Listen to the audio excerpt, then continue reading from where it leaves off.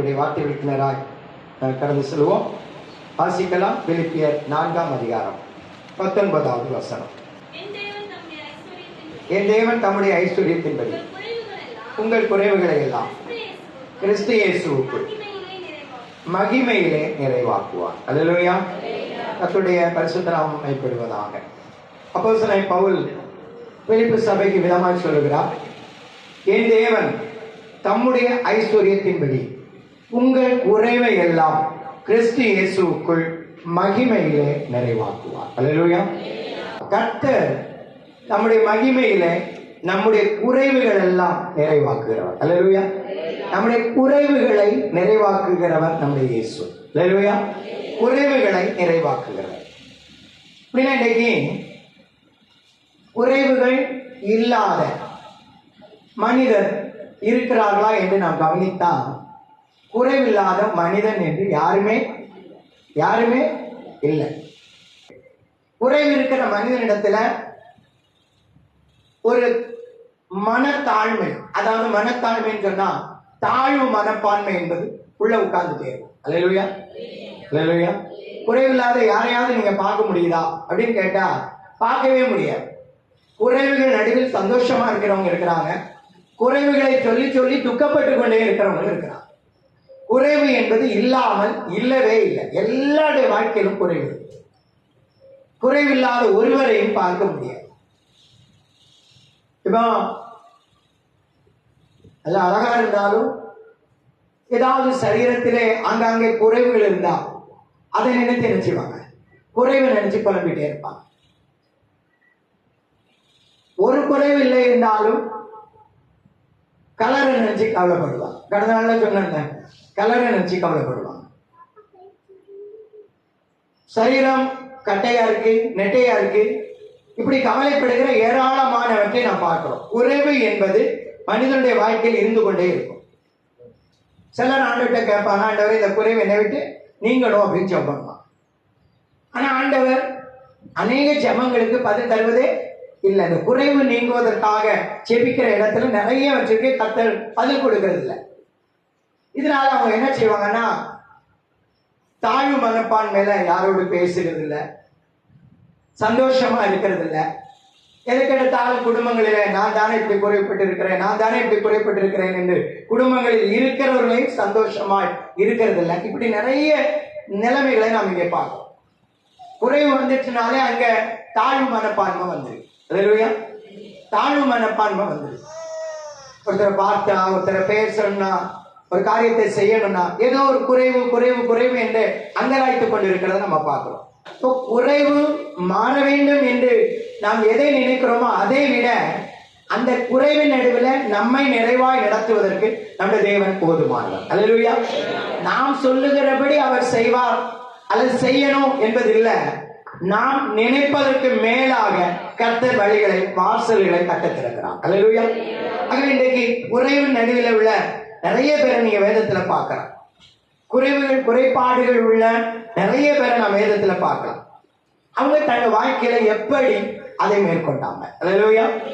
அல்லேலூயா. தங்க வாழ்க்கையில் இந்த குறைவை எப்படி நிறைவாக்கினாங்க என்பதைத்தான் நாம் இன்னைக்கு தியானித்து நாம் ஜெபிக்க போகிறோம். 4 பேரை நாம் இங்க வைத்திருக்கிறேன். நேரம் சமயத்தை முன்வைத்து 2 பேரை ஆகிலும் நாம் தியானித்து அந்த குறைவின் நடுவில் அவர்கள் ஜெயித்த அந்த நிலைமையில நாம் நம்முடைய குறைவுகளை கிறிஸ்து இயேசுவுக்குள்ள நாம் நிறைவாக்கப்படலாம். அல்லேலூயா. அல்லேலூயா. வாசிக்கலாம். ஆதியாகமம் 29ஆம் அதிகாரம் 17வது வசனம். லேயாளுடைய கண்கள் கூச்ச பார்வையா இருந்தது. ராகேலோ ரூபவதியும் பார்வைக்கு அழகுள்ளவளுமாய் இருந்தாள். அல்லேலூயா. அல்லேலூயா. இங்கே சொல்லப்படுகிறது லேயாளுடைய கண்கள் கூச்ச பார்வையா இருந்தது. அல்லேலூயா. லேயாளுடைய கண்கள் கூச்ச பார்வையா இருந்தது. குறைவுகள் நடுவில் இருக்கிற அநேகர் இன்றைக்கு அந்த குறைகளையே சொல்லி சொல்லி சந்தோஷத்தை, சமாதானத்தை இழந்து விடுகிற நிறைய பேரை நம்ம பார்க்கிறோம். இங்கே குறைபாடுகளோடு இருந்த ஒரு பெண்ணை நாம் இங்க பார்க்கிறோம். பேர் லேயாள். அல்லேலூயா. லேயாள் லேயாளுடைய கண்கள் கூச்ச பார்வை என்று சொல்லப்படுது. அப்படின்னா ஒருவேளை கண்கள் சூரிய ஒளிய அல்ல வெளிச்சத்தை காண முடியாத ஒரு நிலைமை இருந்திருக்கலாம். சிலர் பார்த்தீங்கன்னா தெரியும், கண்களை கண் இமைகள் இந்த இதுக்குள்ளத்தான் கண்ணை 2 முறை அடிக்கணும். ஆனா சிலர் பார்த்தீங்கன்னா கண் இமைகள் அடிக்கடி இருந்துச்சு அடிச்சுட்டே இருக்கும். அது ஒரு நோய். அல்லேலூயா. அது ஒரு நோய். கண் தெளிவா அதிக நேரம் திறந்து வைக்க முடியாது. திறந்த உடனே டக்கு டக்கு டக்குன்னு அடிச்சுட்டே இருக்கும். அவளுடைய நிலைமை எது என்பது தெரியல. ஆனா வேதம் அந்த லேயாளை பார்த்து சொல்லுகிறது, அவள் கண்கள் கூச்ச பார்வை உடையது. அல்லேலூயா. அதனால அவள் அற்பமாக எண்ணப்பட்டாள். அல்லேலூயா. அற்பமாக எண்ணப்பட்டாள். அவளை அவளுக்கு சரியான மரியாதை இருந்ததா அப்படின்னு சொன்னா இல்லவே இல்லை. அவருடைய தகப்பன் அவருடைய 2 பிள்ளைகள், அவருடைய தகப்பனுக்கு அந்த 2 பிள்ளைகள்ல ஒருத்தியை குறித்து அங்க சொல்லப்பட்டிருக்கு, ராகேலோ உருவவதியும் பார்வைக்கு அழகானவளுமா இருந்தார். அப்படின்னா அவருடைய கண்கள் கூச்ச பார்வையா இருந்தது. ஒன்று மட்டுமல்ல, இன்னொன்று நாம் கவனித்தா இல்லையா, ராகேலை போல அழகும் இல்லை, சௌந்தரியமும் இல்லை. அல்லேலூயா.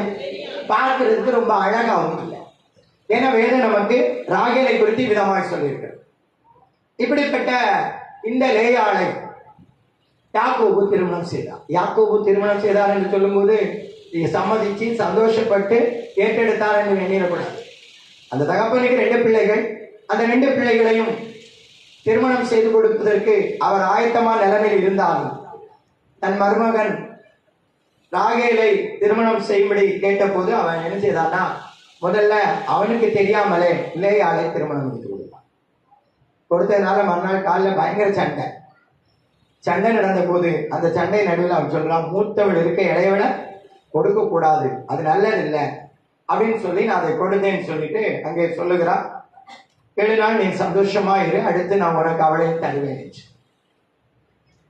விதமாய் சந்தோஷமாய் லேயாள் இருந்தாளா என்றால் இல்ல, அவள் வாழ்க்கையில ஒவ்வொரு நாளும் துக்கத்தையே அனுபவித்துக் கொண்டிருந்தாள். அல்லேலூயா. அவளை ஒரு நாளும் அவள் விரும்புகிற கனம் அவளுக்கு இருந்துச்சா என்றால் இல்லவே இல்லை.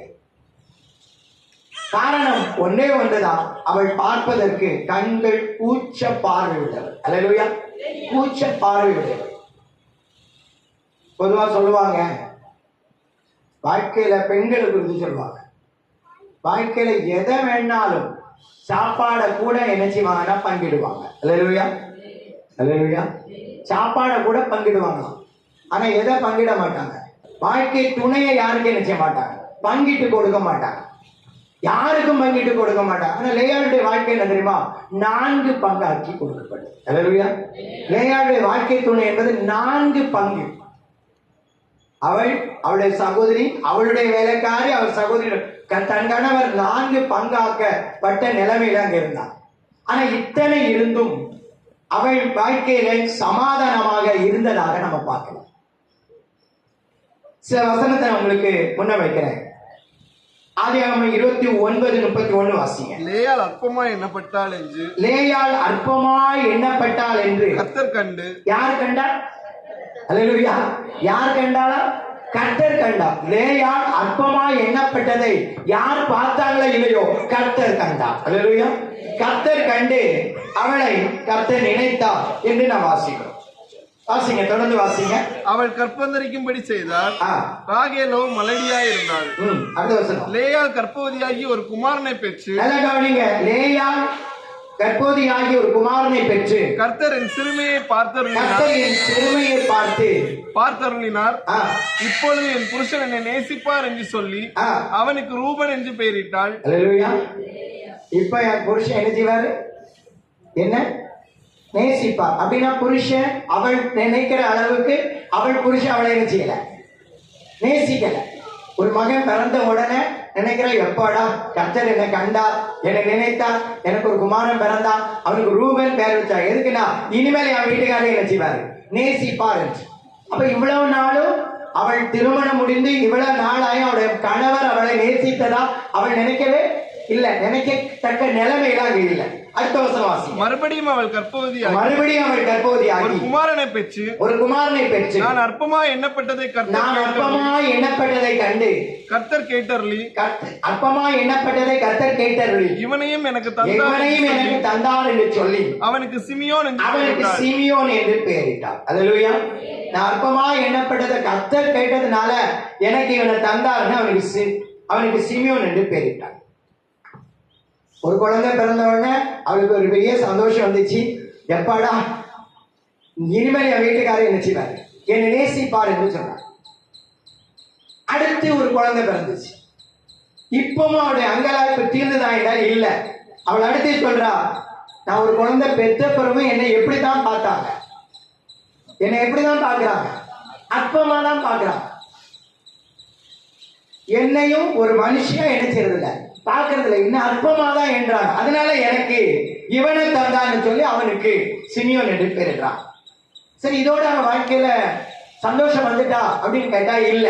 அடுத்து வாசிங்க, அடுத்த வசனம். பின்னும் அவள் கர்ப்பவதியாகி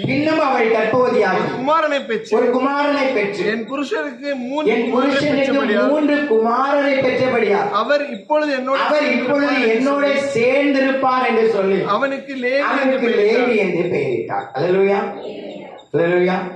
பொதுவா ஒரு மனுஷனுக்கு ஒருக்க துன்பம் வந்தா பரவாயில்ல, ஒருக்கன்னா பரவாயில்ல. முதல் முறை, 2வது முறை, 3வது முறை அவள் வாழ்க்கையில அவர் அனுபவித்த அந்த வேதனையை திரும்ப திரும்ப திரும்ப திரும்ப அடுத்தடுத்து வசனங்கள் சொல்லிட்டே இருக்கு. அல்லேலூயா. அடுத்தடுத்து வசனங்கள் சொல்லிட்டு இருக்கு. இன்னைக்கு ஆண்டோட பிள்ளைகள், ஆண்டவரை ஆராதிக்கிற பிள்ளைகள் வாழ்க்கையில துன்பம் வரும்போது என்ன சொல்லுவாங்க, எனக்கு ஏன் இப்படி வருது, நான் நல்லா தானே இருக்கிறேன், நான் ஆண்டவரோடு தானே இருக்கிறேன், எனக்கு ஏன் இப்படி வருதுன்னு கேட்கிறான். ஆனா இந்த கேள்விக்கு இங்க லேயாள் போய் கேட்டா அவ சொல்லுவா, நானும் இப்படித்தான். ஒவ்வொரு முறையும் நான் நினைப்பேன், இப்ப என் வீட்டுக்காரர் என்ன நேசிப்பா. அடுத்தது பார்த்தா என்ன அற்பமா எண்ணறத கர்த்தர் கண்டதுனால இவனையும் தந்தாருப்பா, இனிமே நான் அற்பமா எண்ணப்பட மாட்டேன், நானும் கணத்துக்குரியவளா என்னை எண்ணுவாங்கன்னு நினைச்சேன் அப்படின்னு நினைக்கிற நிலையப்பா மாறுன்னு பார்த்தா மாறுன்னு நினைச்சா மாறல. 3வது அவள் ஒரு குமாரனை பெறும்போது அவள் நினைக்கிறா, இனிமேலையாவது என் வீட்டுக்காரர் என்னோட என்ன செய்வார், சேர்ந்து இருப்பார் என்று அவள் எண்ணினா. அப்பமும் நடந்ததா என்றால் இல்லை. அல்லேலூயா. அப்பமும் அவள் கனத்துக்குரியவளாய் மாற்றப்படல். இந்த குறைவுகள் நடுவிலேயே நடந்து கொண்டிருந்த இந்த ஸ்தோத்திர லேயாள் குறைவை எப்படி மாற்றினாங்க தெரியுமா? அடுத்த வசனம் வாசிங்க. மறுபடியும் அவள் கர்ப்பவதியாகி குமாரனை பெற்று இப்பொழுது கர்த்தரை துதிப்பேன் என்று அவங்க சொன்ன அந்த வார்த்தை நல்லா கவனிங்க. இப்பொழுது கர்த்தரை துதிப்பேன் என்று சொல்லி அவனுக்கு யூதா என்று பெயரிட்டாள். பிற்பாடு அவளுக்கு பிள்ளை பேரு நின்று போயிடுச்சு. அல்லேலூயா, அல்லேலூயா, அல்லேலூயா. நீங்க நல்லா கவனிங்க. நான் வாழ்க்கையில் இருக்கிற குறைவை மாற்றுவதற்கான ஒரு வழியை லேயா கண்டுபிடிச்சாங்க. அல்லேலூயா. இதுவரைக்கும் ஒவ்வொரு குழந்தையும் கர்ப்பம் தரித்து குழந்தை பெறும்போது ஒவ்வொரு நிலையிலையும் சொல்லுவாங்க, இப்போ என் வீட்டுக்காரர் என்ன செய்வாரு, நேசிப்பார். அடுத்து சொன்னாங்க, என் சிறுமைய என்னுடைய அற்பமா எண்ணப்பட்டதை கர்த்தர் கேட்டதுனால இவரை தந்தார் என்று சந்தோஷப்பட்டாங்க. ஆனா இன்னும் மாறல. அவங்க அடுத்தது ஒரு குமாரனை பெற்ற போது நினைச்சாங்க, இனிமேலையாவது என் வீட்டுக்காரர் என்ன செய்வாரு, என்னோட சேர்ந்து இருப்பார் என்று எண்ணினாங்க. இப்போ அடுத்ததும் ஒரு குமாரனை பெற்றாங்க. அல்லேலூயா, அல்லேலூயா, அல்லேலூயா. அடுத்தது ஒரு குமாரனை பெற்றாங்க. இப்போ அவங்க நல்ல ஒரு தீர்மானத்துக்கு வந்தாங்க. அல்லேலூயா. நல்ல ஒரு தீர்மானம் எடுத்தாங்க. இனிமேல் நான் கர்த்தரை துதிப்பேன். அல்லேலூயா. நான் இன்னும் கர்த்தரை துதிப்பேன், இன்னும் கர்த்தரை துதிப்பேன். இப்பொழுது கர்த்தரை துதிப்பேன் என்று சொல்லி அவனுக்கு யூதா என்று பெயரிட்டார். அப்ப அவங்க கிடைத்த வழி என்ன தெரியுமா? என் குறைவுகள் அங்கே கிடக்கட்டும், இந்த குறைவுகள் நடுவில் நான் கர்த்தரை துதிப்பேன். அல்லேலூயா.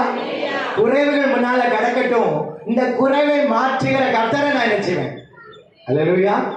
குறைவை மாற்றுகிற கர்த்தரை நான் என்ன செய்வேன், துதிப்பேன். அல்லேலூயா. இப்பொழுது கர்த்தரை துதிப்பேன் என்று சொன்னாங்க.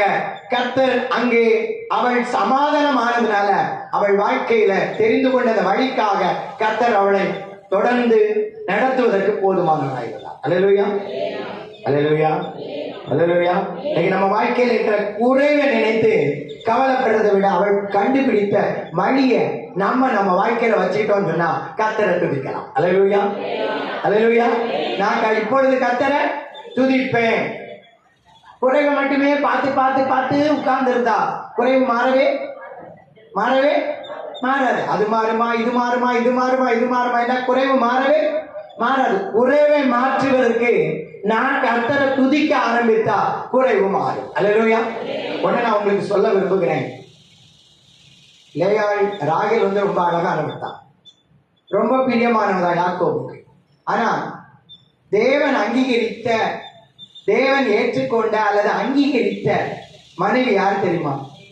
லேயாள் தான். அல்லேலூயா, அல்லேலூயா. லேயாள் தான். ஆபிரகாம் வாங்கி இருந்த அந்த கல்லறையில கணவன் மனைவி என்ற வரிசையில நீங்க கவனிச்சீங்கன்னா, கண் பார்வை கூச்ச பார்வை உள்ளவள் தான். மற்றவர்கள் அவளை அற்பமா தான் எண்ணினாங்க. அவன் கணவன் கூட அற்பமா தான் எண்ணினா, நேசிக்கல, அற்பமா எண்ணினா. சேர்ந்து வாழ்கிறோம் என்று சொல்லுகிற, குழந்தை பெற்றுக்கிறதுனால சேர்ந்து வாழ்றாங்கிற பொருள் இல்லைங்கிறது இந்த வேத பகுதி நமக்கு தெளிவுபடுத்துது. அல்லேலூயா. இதெல்லாம் கவனித்து இதெல்லாம் பாதையில் கடந்து வந்த அவளை கர்த்தர் எங்க கொண்டு வச்சார் தெரியுமா? அந்த மக்பேலாங்கிற குகையில ஆபிரகாம், யாக்கோபும் அவன் மனைவியாகிய லேயாளும் என்று வேதம் பதிவுது. அல்லேலூயா. ராகேல் என்ன செய்யல? ராகேல் அதுக்குள்ள என்ன செய்யல? போகல. ராகேல் அதுக்குள்ள போகல. ரொம்ப அழகானவள் தான். அழகானவள் என்பதனால அவள் உள்ள போகல. உள்ளே கடந்து சென்றது யார் என்றால் லேயா. அப்ப அற்பமா எண்ணப்படுகிற ஒரு நபர், குறைவுகள் நடுவில் இருக்கிற ஒரு நபர், நான் கர்த்தரை துதிப்பேன் என்கிற ஒரு தீர்மானம் பண்ணலாம், ஒரு பொருத்தனை பண்ணலாம். ஆண்டவரை துதிக்கிற தேவ பிள்ளைய கர்த்தர் என்ன செய்வார் தெரியுமா? உயர்த்துவார். அல்லேலூயா, அல்லேலூயா. இப்பொழுது கர்த்தரை துதிப்பேன் சொல்லுகிற ஒரு வழியை நாம எப்போ கண்டுபிடிக்கிறோமோ நம்ம வாழ்க்கையில எல்லாவற்றின் நடுவிலும் நாம் சந்தோஷமா இருக்கலாம். நம்ம நிமித்தம் மற்றொரு சந்தோஷமா இருக்கலாம். மட்டுமல்ல, நம்முடைய வாழ்க்கையில தேவன் சந்தோஷமா இருந்து நம்மை ஆசீர்வதிப்பார். அல்லேலூயா. நம்முடைய குறைவுகளிலே கர்த்தர் நிறைவை கட்டளையிடுவார் என்பதை நாம் இந்த லேயாளுடைய வாழ்க்கை மூலமாய் நாம் பார்க்கிறோம். சில வசனத்தை வாசிங்க. சங்கீதம் 9:1. கர்த்தாவே என் முழு இருதயத்தோடு உம்மை துதிப்பேன், உம்முடைய அதிசயங்களை எல்லாம் விவரிப்பேன். கர்த்தாவே என் முழு இருதயத்தோடு எப்படி துதிக்கணுமா? முழு இருதயத்தோடு. அல்லேலூயா. முழு இருதயத்தோடு கர்த்தரை துதிக்கணும். நான் அற்பமா எண்ணப்பட்டதை கண்டதுனால பல வழிகளை தெரிந்து கொண்டாங்க, பல பெயர்களை, பல நிலைமைகளை தேர்ந்தெடுத்தாங்க. ஆனா எதுவுமே அவங்களுக்கு சமாதானத்தை கொண்டு வரல. சமாதானத்தை எது கொண்டு வந்தது தெரியுமா? இப்பொழுது கர்த்தரை துதிப்பேன் என்று எப்போ ஒரு பொருத்தனை பண்ணாங்களோ, எப்போ ஒரு தீர்மானம் எடுத்தாங்களோ, அப்போ அவங்க வாழ்க்கையில ஒரு பெரிய சமாதானத்தை கர்த்தர் கொடுத்தார். அல்லேலூயா, அல்லேலூயா. இன்னொரு பெயர் வைக்க வேண்டிய அவசியம் நினைச்சல வரல. என்னென்ன சொல்ல வேண்டிய அவசியம் வரல. இன்னொரு வழியை தேடணுங்கிற அவசியம் வரல. இரண்டு நிலைகளில் நின்று கொண்டு கர்த்தரை உயர்த்தணுங்கிற விருப்பம் வரல. இன்னைக்கு ஒரே தீர்மானத்துக்குள் வந்தாங்க, நான் இப்பொழுது கர்த்தரை துதிப்பேன். அல்லேலூயா. இப்பொழுது நான் கர்த்தரை துதிப்பேன் என்று கர்த்தரை துதிச்சான். குறைவு என்பது, குறைவு நடுவில் இருக்கிறவங்களை ஒரு நாளும் ஒருவர் நாம என்ன செய்ய வேண்டும்? அற்பமா, அல்லேலூயா, அற்பமா எண்ண கூடாது. அற்பமா எண்ணுனா கர்த்தர் நம்முடைய வாழ்க்கையில் இருக்கிற குறைவை ஒண்ணு என்ன செய்வார்னா நமக்கே காட்டி தருவார். அல்லேலூயா, அல்லேலூயா. குறைவுகள் நடுவில் இருக்கிறோம் என்று எண்ணுகிற குறைவை ஒருவர் அற்பமா எண்ண வேண்டாம். அற்பமா எண்ணுகிறத கர்த்தர் காணும் போது அவர்களுக்குடைய குறைவில அவர்களை நடத்த போதுமானவர். ஆனால் நாம் குறைவை நினைத்து கலங்க வேண்டியது இருக்கும். அல்லேலூயா, அல்லேலூயா. நாம சொல்லணும், முழு இருதயத்தோடு கர்த்தரை என்ன செய்வேன், முழு இருதயத்தோடு என்ன செய்வேன், துதிப்பேன், முழு இருதயத்தோடு துதிப்பேன், முழு இருதயத்தோடு துதிப்பேன். சங்கீதம் 43:5 வாசிங்க. சங்கீதம் 43:5. என் ஆத்துமாவே ஏன் கலங்குகிறாய், ஏன் எனக்குள் தேங்குகிறாய்? தேவனை நோக்கி காத்திரு, என் முகத்திற்கு ரட்சிப்பும் என் தேவனுமாய் இருக்கிறவரை நான் இன்னும் யார் சொல்றா? ஆத்துமா கலங்குகிற ஒரு நபர் சொல்றாங்க. தன் ஆத்துமாவில் கலக்கத்தோடு இருக்கிற ஒரு நபர் சொல்றாங்க, என் ஆத்துமாவை நீயே மற்ற பக்கத்துல இருக்கிறவங்களை பார்த்து சொல்லல, என் ஆத்துமாவே நீ ஏன் கலங்குற, பக்கத்துல இருக்கிறவங்க சொல்லல, தன்னை குறித்து சொல்றாரு, என் ஆத்துமாவே நீ ஏன் கலங்குகிறாய், ஏன் எனக்குள் தேங்குகிறாய், தேவனை நோக்கி காத்து. அவர் கடைசியா ஒரு தீர்மானமான ஒன்றை சொல்றாரு, நான் இன்னும் கர்த்தரை துதிப்பேன். அல்லேலூயா. நான் துதிக்கத்தானே செய்கிறேன், நான் துதிக்கத்தானே செய்கிறேன், ஏன் இன்னும் எனக்கு மாறல, இன்னும் என் வேதனை தீரல அப்படின்னு எண்ணுகிற அந்த தாவீது அவர் ஒரு இன்னும் தீர்மானம் எடுக்கிறாரு, நான் இன்னும் துதிப்பேன். அல்லேலூயா. அல்லேலூயா. துதிக்கிறதுக்கு என்ன செய்ய வேண்டாம், சோர்ந்து போக வேண்டாம். அல்லேலூயா. துதிக்கிறதுக்கு சோர்ந்து போக வேண்டாம். அவர் இன்னும் துதித்தார் என்பதை நான் வாசிக்கிறோம். சங்கீதம் 146 வாசிங்க. நான் உயிரோடு இருக்கும் மட்டும் கர்த்தரை துதிப்பேன், நான் உள்ளளவும் கீர்த்தனம் பண்ணுவேன். அல்லேலூயா. நான் உயிரோடு இருக்கிற வரைக்கும் நான் கர்த்தரை என்ன செய்றேன். அல்லேலூயா. இந்த வழியை தெரிந்து கொண்ட லேயாள் அதற்கு பின்பு துக்கமா சங்கடத்தோடு இல்ல, அவள் சந்தோஷத்தோடு அந்த குறைவுகள் நடுவில் நிறைவானதை பெற்றவளாய் கடந்து வந்தாள். இன்னைக்கு கர்த்தரை துதிக்கிற நமக்கு அந்த துதியினுடைய வல்லமை நமக்கு தெரியும் சொன்னா, துதியினுடைய வல்லமையை நாம் தெரிந்து கொண்டோம் சொன்னா, நம்மால கர்த்தரை துதிக்காம இருக்க முடியாது. அல்லேலூயா. எரிவோ மதில் வந்தாலும் என்ன செய்வோம், கர்த்தரை கையில சங்கிலிகளினால கட்டப்பட்டிருந்தாலும் கர்த்தரை என்ன செய்வோம், ஒரு 40 கம்பிக்கு நடுவுல உள்ள உட்கார்ந்து இருந்தாலும் கர்த்தரை என்ன செய்வோம், துதிப்போம். நம்மள மற்றவங்க எல்லாரும் கைதி கைதி கைதி அப்படின்னு சொல்லக்கூடிய நிலைமையில இருந்தாலும் நாம கர்த்தரை என்ன செய்வோம், அல்லேலூயா, நாம துதிப்போம். ஏன்னா நமக்கு தெரியும் துதிக்கிறதுனால இருக்கிற வல்லமைய நாம எப்போ தெரிஞ்சுக்கிறோமோ அப்போ நம்ம வாழ்க்கையில அந்த துதியின் வழியாக நாம் விடுதலைகளை, அற்புதங்களை, ஜெயத்தை, சுகத்தை நாம் பெற்றுக்கொள்ள முடியும். அல்லேலூயா. ஆகவே அவள் துதிக்க கற்றுக்கொண்ட அவள் துதிப்பதை ஆமென் வழியால் தெரிந்து கொண்ட லேயாளுடைய குறைபாடு இப்போ பெருசா தெரியல. அவள் கர்த்தரை துதித்ததுனால சந்தோஷமாய் தன் வழியில கடந்து போனான். அல்லேலூயா. இரண்டாவது ஒரு நபரை நான் உங்களுக்கு சொல்ல விரும்புகிறேன். வாசிக்கலாம் 2 ராஜாக்கள் 5ஆம் அதிகாரம் 1வது வசனம். சீரியா படைத்தலைவனாகிய நாகமான் என்பவன்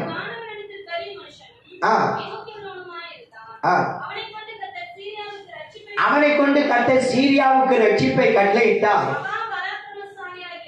மகா பராக்கிரமசாலியாகிய அவனோ குஷ்டரோகியாய் இருந்தான். அல்லேலூயா. அல்லேலூயா. இங்கே குஷ்டரோகியாய் இருந்த நாகமான் என்பவனை குறித்து நான் பார்க்கிறோம். குஷ்டரோகியாய் இருந்த நாகமான். ஆனா அவனுடைய வாழ்க்கையில நீங்க கவனிச்சு பாருங்க, மேன்மையானது நிறைய இருந்துச்சு. அல்லேலூயா. மேன்மை இருந்துச்சா இல்லையா? மேன்மை இருந்துச்சு. அந்த முதல் வசனமே நமக்கு மிக தெளிவா சொல்லுது, அவன் யாரா, ஒரு படை தலைவர். யாரு? படை தலைவர். இரண்டாவது அங்கு சொல்லப்பட்டிருக்கிறது, அவன் பெரிய மனுஷன். அல்லேலூயா. பெரிய மனுஷன். மூன்றாவது சொல்லப்பட்டிருக்கு எண்ணிக்கை உள்ளவன். அல்லேலூயா. எண்ணிக்கை உள்ளவன். நான்காவது சொல்லப்பட்டிருக்கு மகா பராக்கிரமசாலி. இப்படி நிறைய மேன்மைகள் அங்கே கொடுக்கப்பட்டிருக்கு. ஆனா அந்த முடிவில் அந்த வசனத்தினுடைய முடிவு பகுதி என்ன சொல்றது, அவனோ குஷ்டரோகியா இருந்தான். குஷ்டரோகியா இருந்தான். இந்த குறைவின் நடுவில் இருந்த இவனுடைய குறைவை கர்த்தர் நிறைவாக்கினார். அல்லேலூயா. அல்லேலூயா. நான் வேகமா இதை சொல்லி நான் முடிக்க விரும்புகிறேன். இவ்வளவு மேன்மை உள்ள அவனுக்குள்ள கர்த்தருடைய அல்லது கர்த்தரை விசுவாசிப்பதற்கு ஒரு செய்தி கேட்டபோது அவன் அதை நம்பிக்கையோடு ஏற்றெடுத்தான். அல்லேலூயா. அல்லேலூயா. குறைவுகள் மாறுவதற்கு லேயாள் ஒரு வழியை கண்டுபிடிச்சாங்க. என்ன வழி? என்ன வழி? கர்த்தரை துதிப்பேன் என்கிற ஒரு வழியை கண்டுபிடிச்சாங்க. இந்த நாகமான் குஷ்டரோகியா இருந்தான். எத்தனை வருஷம் அவன் குஷ்டரோகியா இருந்தான் நமக்கு தெரியல. குஷ்டரோகியோட நிலைமை நமக்கு தெரியும். குஷ்டரோகியா இருக்கிறவங்களுடைய விரல்கள் இப்படி இந்த நிலைமைக்கு மாறி நாள் போகும்போது அடுத்து நீங்க பாத்தீங்கன்னா சில பகுதிகள் அழுகி போகும். இந்த நாகமானுடைய குஷ்டரோகி என்று சொல்லப்படுகிற நாகமானுக்கு எந்த பகுதி பாதிக்கப்பட்டதுன்னு நமக்கு தெரியல. அவன் ஒரு பராக்கிரமசாலி, அவன் எண்ணிக்கை உள்ளவன், அவன் பெரிய மனுஷன் மட்டும் இல்ல, அவனை குறித்து அங்கே சொல்லப்பட்டிருக்கு அவன் ஒரு படைத்தலைவர். இப்படிப்பட்ட இவனுக்கு குஷ்டரோகம் இருந்தது. அது எப்படி எங்க இருந்துச்சு நமக்கு தெரியல. ஆனா அவன் சரீரம் வெளியே பார்க்கறதுக்கு தெரியல குஷ்டரோகின்னு. ஆனா அவன் வீட்டுக்குள்ள வந்தா அவனுக்கு தெரியும் நான் யாரு. அல்லேலூயா, அல்லேலூயா. இந்த தேவனுக்கு ஒரு மனுஷன் ஏத்து நின்றான் தேவ ஆலயத்துல போய். நல்ல மனுஷன் தான். ஆனா தேவனுக்கு முன்னால் அங்க போய் ஏத்து நின்ற போது அவனுடைய நெற்றியில என்ன வந்துச்சு? குஷ்டம் வந்துச்சு. நெற்றியில குஷ்டம் வந்தத அவனும் அறிந்த போது உடனே தானே என்ன செய்தான்னா, நான் செய்த தப்புன்னு சொல்லி அந்த இடத்தை விட்டு தீவிரமா விலகி போயிட்டான். அல்லேலூயா. ஆனா இவனுக்கு தெரியும், குஷ்டரோகி தெரியும்.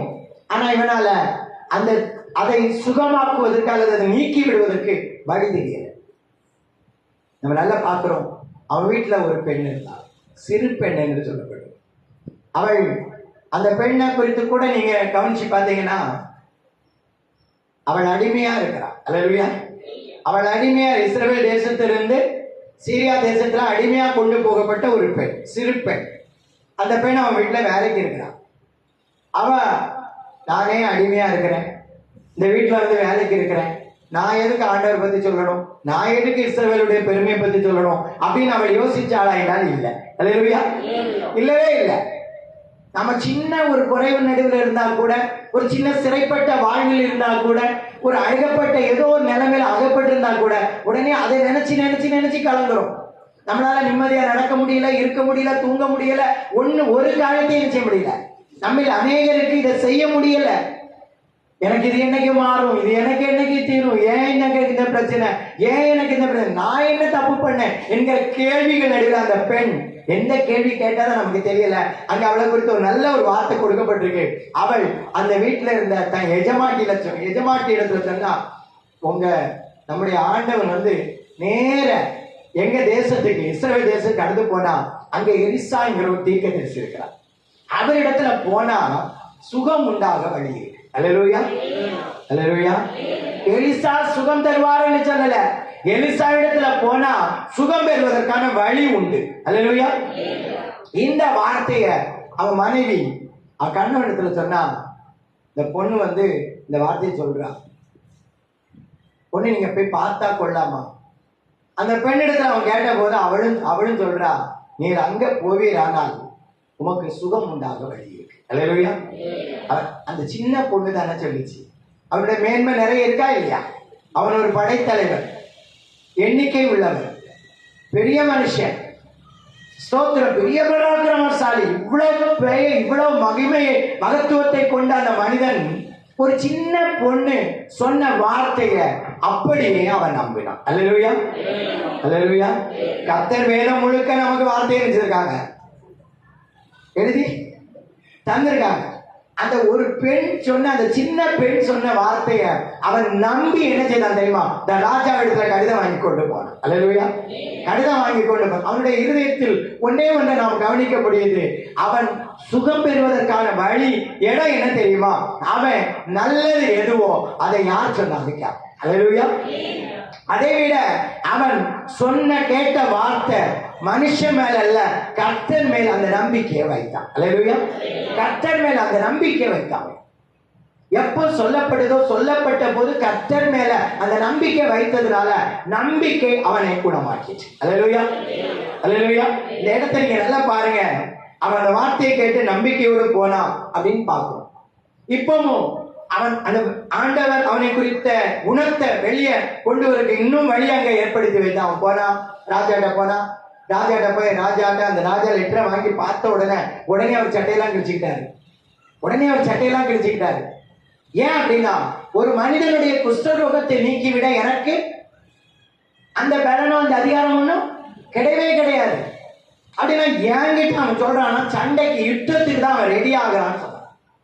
அங்க எலிசா சொல்லிவிட்டாரு, இங்கே கர்த்தருடைய தீர்க்கதரிசி ஒருவர் உண்டு என்பதை அவன் அறியட்டும். அவன் அப்படியே எலிசா தீர்க்கதரிசிக்கு நேராக நடத்தப்பட்டான். அங்க போன உடனே நம்ம பார்க்கிறோம், அவர் வீட்டுக்குள்ள போன உடனே அவர் சொன்னார், வீட்டுக்குள்ள போகும்போது அவர் சொன்னாரு, வீட்டுக்குள்ள உடனே என்ன செய்யலாம், வர வேண்டாம், நீ நேர போய் யோர்தான்ல போய் 7 தடவை இருந்துச்சு முங்கு. அல்லேலூயா. 7 தரம் போய் முங்கி, யோர்தான்ல போய் 7 தரம் முங்கு. அவன் இப்போ நான் வந்த நம்பிக்கையோடு வந்த அவனுடைய நம்பிக்கை என்ன செய்தான்? உடைஞ்சு போச்சு. அல்லேலூயா. அவன் என்ன நம்பிட்டு வந்தான் தெரியுமா? பரவாயில்ல, அங்க தீர்க்கதரிசினி எப்ப திருப்பி விட்டாங்களோ, திருப்பி விட்டோன்னு அவனுக்கு நம்பிக்கை வந்து, அப்பாடா அவர் தீர்க்கதரிசியா, நிச்சயமா அவர்கிட்ட போனா அவர் என்ன போட்டு என்ன தடவி இப்படியே குஷ்டரோகத்தை என்ன செய்வாரு, நீக்கிடுவாரு. அவன் நம்புறான். நம்பிக்கை உடைங்க. கர்த்தர் மேல் வைக்கிற நம்பிக்கை எப்ப மனுஷன் மேல திரும்புமோ அந்த நம்பிக்கையை கர்த்தர் உடைப்பான். அல்லேலூயா. அல்லேலூயா. எந்த மனுஷன் மேல நம்பிக்கை வச்சாலும் கர்த்தர் என்ன செய்வான்? உடைப்பா. கர்த்தர் மேல வைக்க வேண்டிய நம்பிக்கைய மனுஷன் மேல நினைச்சக்கூடாது. அதான் மனுஷன் நம்ப கூடாது அப்படின்னு கிடையாது. வேதம் சொல்லுது, நாசியிலே சுவாசம் உள்ள மனுஷனை நம்புவதை விட்டுவிடுங்கள், விட்டுவிடுங்கள். மனுஷனை நம்புகிறத பார்க்கணும் கர்த்தர் பேரில் பற்றுதலா இருப்பது நலம் என்று சொல்லப்பட்டிருக்கு. ஆனா இங்க நம்பிக்கை, அவர் என்ன தொட்டு என்ன பூசி அப்படியே தொட்டு ஜெபம் பண்ணுவாரு, குஷ்டரோகம் நீங்கிடும். மனுஷன் என்னை தொட்டு சுகமாக்குவான் அப்படிங்கிற நம்பிக்கை எங்க வருதோ அங்க கர்த்தர் அந்த நம்பிக்கையை உடைக்க. அல்லேலூயா. அவன் சொன்னதுனால அவன் என்ன செய்தான்? திரும்ப கோபத்தோட திரும்பி போறான். திரும்பி போகிற போது அவனுடைய வேலைக்காரன், இப்ப நீங்க அடுத்த கவனிக்கணும், அவருடைய வேலைக்காரன் சொன்னான், ஐயா அவர் என்ன சொல்லிட்டாரு, இந்த யோர்தான் இதுல ஒரு 7 நேரம் முங்க சொன்னார். ஏன் முங்க கூடாது? ரொம்ப கஷ்டமான வேலையா? முங்கலாமே. அவன் சொன்னா, எங்க ஊர்ல சில நேரத்துல ஆண்டுடைய வார்த்தை முன்ன வரும்போது சில பெருமை, சில கோத்திரம், குலம், சோத்திரம், பணம், அந்தஸ்து, இது எல்லாம் என்ன செய்யணும்? முன்ன வந்து நிற்கும். அவனுக்கு வந்து நின்னது என்ன தெரியுமா? ஆர்பாரும் பர்ணாவும், பர்பா. அல்லேலூயா. அல்லேலூயா. அங்க எல்லாம் நல்ல ஆறு என்னச்சு ஓடுது, நல்ல ஆறு ஓடுது. அந்த ஆற்றுல இருக்கிற தண்ணி சுத்தமான தண்ணி. எனக்கு அங்க போய் முங்க தெரியாதா? இந்த கலங்கி ஓடுகிற இந்த யோர்தான்ல போய் நான் நினைச்சேன் முங்கணுமா? அந்த வேலைக்காரன் சொன்னா, ஐயா அவர் வேற ஏதாவது சொன்னா நீ செய்திருப்பேரா இல்லையா? வேற என்ன கேட்கிறாரு அவர்? 7 தரம் முங்குதானே. அந்த வேலைக்காரனுடைய வார்த்தையும் கேட்டான். அல்லேலூயா. அல்லேலூயா. வேலைக்காரனை பார்த்து, நீ வேலைக்காரன், நீ என் கூட வந்த வேலைக்காரன், உன் வாயை மூடிட்டு எனக்கு தெரியும் சொல்லியிருக்கலாமா? சொல்ல முடியாதா? அல்லேலூயா. சொல்லியிருக்க முடியும். ஆனா அவன் சிறுப்பெண் சொன்ன போதும் நம்பிக்கையோடு ஏற்றெடுத்தான். எலிசா சொன்ன போது கேட்க முடியல என்றாலும் அந்த வேலைக்காரன் சொன்ன போது அந்த வார்த்தையை அவன் எடுத்துக்கொண்டு யோர்தான் நதியில் 7 தரம் மூழ்கி எழுந்தான். அவனுடைய சரீரம் சிறு பிள்ளையின் மாம்சத்தை போல சொஸ்தமாயிடுச்சு. அல்லேலூயா. அல்லேலூயா. அல்லேலூயா. கர்த்தருடைய வார்த்தையின் மேல யார் நம்பிக்கை வைக்கிறாங்களோ அவங்க வாழ்க்கையில் இருக்கிற குறைவு நிறைவாகும். அல்லேலூயா. குறைவை கர்த்தர் மாற்றி நிறைவை தருவார். யார் கர்த்தரை நம்புறாங்களோ, அவருடைய வார்த்தையை நம்புறாங்களோ அவங்க வாழ்க்கையில குறைவு நிறைவாகுங்க. குறைவு நிறைவாகும். அவன் கர்த்தரை நம்பினானா இல்லையாங்கிறதுக்கு அவன் போகும்போது அங்க கேட்டு வாங்கிட்டு போனதையும் அவன் ஊர்ல போய் அவன் செயல்பட்டதை வைத்து நீங்க பார்க்க முடியும். அவன் கர்த்தரை தான் நம்புறான். அல்லேலூயா. அல்லேலூயா. சுகம் வாங்குவது வரைக்கும் கர்த்தர், சுகம் வாங்கின பின்பு நான் ராஜாவுக்கு கையிலால் கொடுக்கிறேன், நான் என்ன செய்ய முடியும்? ராஜா கூட இருக்கேன், நானும் அந்த தெய்வத்தை தான் கும்பிடணும், நானும் அந்த மாதிரி தான் இருப்பேன் அப்படின்னு அவன் சொன்னானா என்றால் உண்மை மனதோடு அவன் சொல்லவே இல்லை. அல்லேலூயா. அல்லேலூயா. எனக்கு ரொம்ப பிடித்த ஒரு பகுதி அது. அவன் ஒரு பொதி மண்ணை வாங்கிட்டு போனான். மண்ணு சாக்குல மண்ணை எடுத்துட்டு போனான். எதுக்கு தெரியுமா? இந்த மண்ணை நான் கொண்டு போய் என் வீட்டுல நான் ஜெபம் பண்ணுவேன். அல்லேலூயா. என் வீட்டுல போட்டு இந்த மண்ணுக்கு மேல உட்கார்ந்துதான் நான் கர்த்தரை ஆராதிப்பேன். ஆனா ஒரே ஒரு தவற தேவன் எனக்கு மன்னிக்கணும். என்ன தெரியுமா? ராஜா தான் கோயிலுக்குள்ள போகும்போது ராஜாவுடைய படைத்தலைவன் நானும் கூட நினைச்சேன் இருக்கணும். அப்படி போகும்போது ராஜா அந்த சிலைக்கு முன்னால தலையை குனியும் போது நானும் என்ன செய்யணும்? தலை குனியணும். ஆனா அந்த தெய்வத்தை வணங்குவதாக பொருள் கிடையாது. என் ராஜாவுக்காக நான் என்ன செய்யறேன்? தலை வணங்குறேன். தவிர அந்த ஒரு தவற மட்டும், அந்த ஒரு பாவத்தை மட்டும் கர்த்தர் எனக்கு மன்னிப்பாராக சொல்லி கர்த்தரை ஆராதிக்க ஒரு நிலைமைக்குள்ள கடந்து போனான். அல்லேலூயா. இன்னைக்கு அருமையான தேவனுடைய பிள்ளைகளை, கர்த்தருடைய சமூகத்தில் வந்திருக்கிற நமக்கு இந்த 2 பகுதியிலையுமே குறைவை நிறைவாக்குகிற இயேசு கூட இருப்பதினால எப்படி அந்த குறைவை நிறைவாக்கிட்டாங்கன்னா, ஒன்று, கர்த்தரை துதிக்கிற வழியை கண்டுபிடிச்சு கர்த்தரை எப்ப துதிச்சாங்களோ அவங்க குறைவு மாற்றப்பட்டது. அல்லேலூயா. இரண்டாவது, அவன் நாகமானை பார்க்கிறோம், கர்த்தருடைய வார்த்தை எப்போ இருதயத்துல விசுவாசித்து ஏற்றெடுத்தாரோ அப்போ அவருடைய வாழ்க்கையில அற்புதம் நடந்துச்சு. அல்லேலூயா. விடுதலை உண்டாச்சு. லூக்கா 4:27 நீங்க வாசிங்கன்னா, ஆண்டவர் இயேசு சொன்னாங்க, இஸ்ரவேல்ல நிறைய குஷ்டரோகிகள் இருக்கத்தான் செய்தாங்க, ஆனா எல்லாரும் என்ன செய்யப்படல, சுகமாக்க. லூக்கா 4:27 நீங்க வீட்டுல போய் வாசிங்க. அவங்க எல்லாரும் சுகமாக்கப்படல, சுத்தமாக்கப்படல. சுத்தமாக்கப்பட்டது யார் தெரியுமா? சீரியா தேசத்திலிருந்து வந்த நாகமான். அல்லேலூயா. அவன் தான் சுத்தமாக்கப்பட்டான். ஓசியா 6:1 சொல்லுகிறது, கர்த்தரிடத்துல நாம் திரும்பணும்னு சொன்னா அவன் நம்மை குணமாக்குவார். அல்லேலூயா. நாம் கர்த்தரிடத்துல திரும்புவோம்னு சொன்னா அவன் நம்மை குணமாக்குவார் என்று நாம் வாசிக்கிறோம். 6 வசனங்களை வாசிக்கிறோம். சில நோயாளிகள் அவரிடத்தில் வந்த அநேக நோயாளிகள் வந்தபோது சில நோயாளிகள் மட்டுமே சுகம் பெற்றாங்க. அல்லேலூயா. எல்லாரும் சுகமாக்கப்படல. ஏன் தெரியுமா? அவிசுவாசம் என்கிற ஒன்றை யாரெல்லாம் வச்சிருந்தாங்களோ அவங்க எல்லாம் சுகம் பெற முடியல. யாரெல்லாம் கர்த்தரை விசுவாசித்தாங்களோ அவங்க எல்லாரும் சுகத்தை பெற்றுக்கொண்டாங்க. அல்லேலூயா. சுகத்தை பெற்றுக்கொண்டாங்க. ஆகவே சங்கீதம் 107:20 சொல்லுகிறது, அவர் தமது வசனத்தை அனுப்பி அவர்களை குணமாக்குகிறார். அல்லேலூயா. அவர் தமது வசனத்தை அனுப்பி அவர்களை குணமாக்குகிறார். இன்னைக்கு குறைவை நிறைவாக்குகிற இயேசு நம்மோடு தான் இருக்கிறார். 2 பேர் கண்டுபிடித்த அந்த வழிகளை நாம் பிடித்துக் கொள்வோம். நாம இன்னைக்கு ஒரு தீர்மானம் எடுப்போம். எல்லா நிலைமையிலும் யார் என்ன வேணாம்னு சொல்லிட்டு போட்டு, யார் என்ன வேணாம்னு சொல்லிட்டு போட்டு, நான் கர்த்தரை நினைச்சுவேன். அல்லேலூயா. யார் என்ன வேணாம்னு சொல்லிட்டு போட்டு நான் கர்த்தரை நினைச்சுவேன், துதிப்பேன். இன்னைக்கு நல்ல தீர்மானம் எடுக்கணும். அவங்க என்ன திட்டுறாங்க, இவங்க என்ன திட்டுறாங்க, அது எனக்கு கேட்குது, இது எது கேட்டாலும் சரி கர்த்தரை நினைச்சேன். அல்லேலூயா. கர்த்தரை துதிப்பேன், கர்த்தரை துதிப்பேன். நல்ல ஒரு தீர்மானத்துக்குள்ள வரணும். நம் தேவனுடைய பிள்ளைகள் தான். எல்லா நிலையிலும் நான் கர்த்தரை துதிப்பேன். இரண்டாவது, கர்த்தருடைய வார்த்தையை நான் நம்புவேன். அல்லேலூயா. கர்த்தருடைய வார்த்தையை நான் நம்புவேன், எனக்கு அற்புதம் நடக்கும். அப்படியே நம்ம எல்லாரும் எழுந்திருப்போமா? அப்படியே நம்ம எல்லாரும் எழுந்திருப்போம்.